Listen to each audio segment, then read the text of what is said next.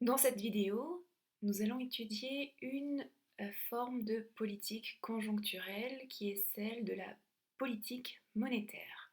Alors cette notion de politique monétaire figure dans le programme de première et il s'agira ici de faire un rappel indispensable pour aborder sereinement le chapitre de terminale portant sur l'union économique et monétaire. Dans une seconde vidéo, nous étudierons la politique budgétaire. Trois objectifs sont fixés ici à l'issue de cette vidéo et de cette séance. Tout d'abord, vous devez être capable de définir de manière générale ce qu'est une politique conjoncturelle.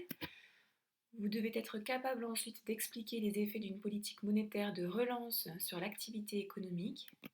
Et enfin, vous devez être capable d'expliquer les effets d'une politique monétaire de rigueur sur l'activité économique. Commençons tout d'abord par définir ce qu'est une politique conjoncturelle. Donc une politique conjoncturelle est une politique économique qui cherche à influencer le niveau de l'activité, croissance, emploi, inflation à court terme. On oppose les politiques conjoncturelles aux politiques dites structurelles qui ont pour objectif de transformer les structures et l'organisation de l'économie sur le long terme. On distingue deux types de politiques conjoncturelles, la politique monétaire, qui fait l'objet de cette vidéo, et la politique budgétaire. Alors ces deux types de politiques conjoncturelles cherchent à influencer l'activité économique en agissant avant tout sur la demande globale, soit en cherchant à stimuler cette demande globale pour favoriser la croissance économique et lutter contre le chômage, soit au contraire en cherchant à freiner la demande globale pour lutter contre l'inflation. Nous allons étudier comment la politique monétaire régule l'activité économique.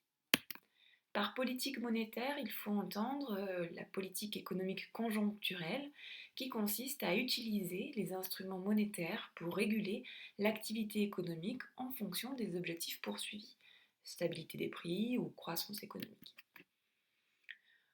On distingue deux types de politique monétaire.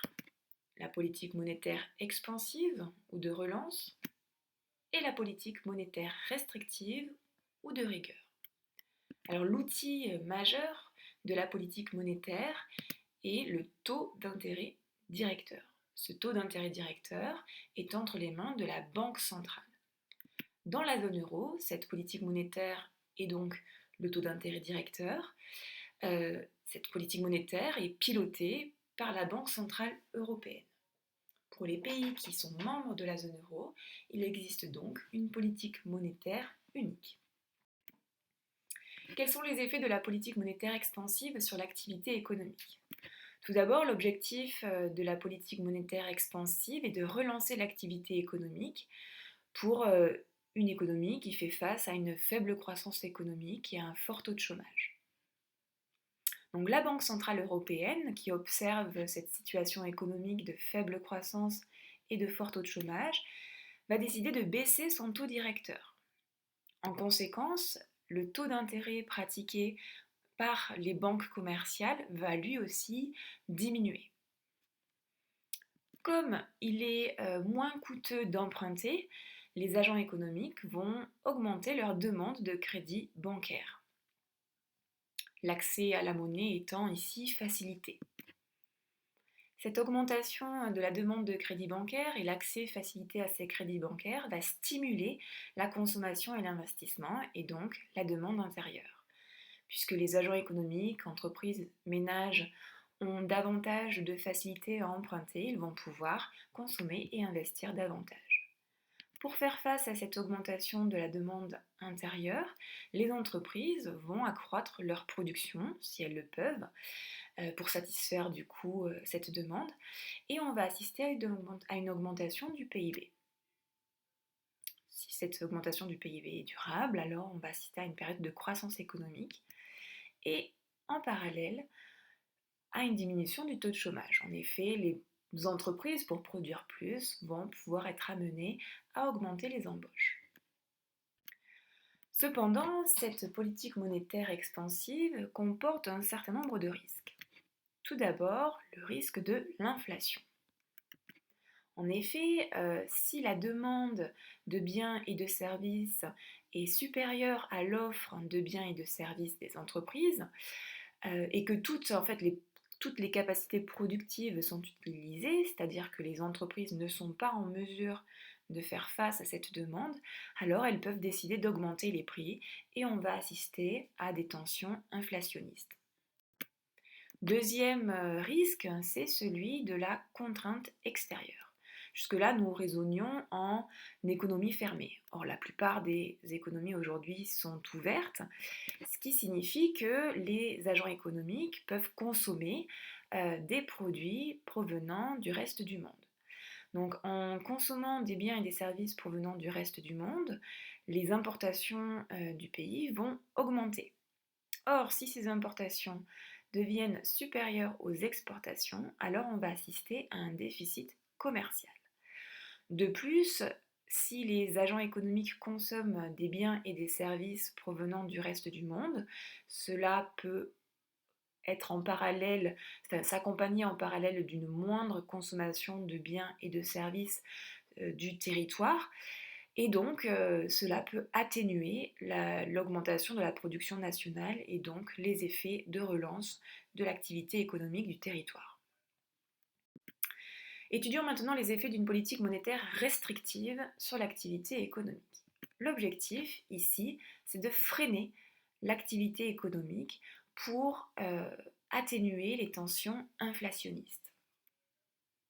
Donc pour lutter contre l'inflation, la Banque centrale qui observe cette situation va décider d'augmenter son taux directeur. Les taux d'intérêt pratiqués par les banques commerciales vont à leur tour augmenter, ce qui va restreindre l'accès au crédit. Emprunter devenant plus coûteux, eh bien la demande de crédit va diminuer. Les agents économiques ayant moins de possibilités d'accéder à un crédit bancaire vont diminuer leur consommation et leur investissement, ce qui va se répercuter sur la demande intérieure qui va elle aussi diminuer. La demande intérieure étant moins importante, on va pouvoir assister à un ralentissement de l'inflation. Cependant, ce qui était l'objectif de cette politique monétaire restrictive. Cependant, cette politique monétaire restrictive comporte elle aussi des risques. Le principal risque, c'est celui du ralentissement de la production, engendrant une augmentation du chômage. En effet, si la demande intérieure est moins importante, alors les entreprises, s'adaptant à cette moins forte demande, vont ralentir leur production. Ce ralentissement de la production va se répercuter sur la croissance économique qui va elle aussi ralentir et on peut assister même à une diminution du PIB. Puisque les entreprises produisent moins, elles ont aussi moins de besoins en main-d'œuvre et elles peuvent être amenées à augmenter les licenciements, ce qui se répercute sur le taux de chômage, lui aussi en hausse.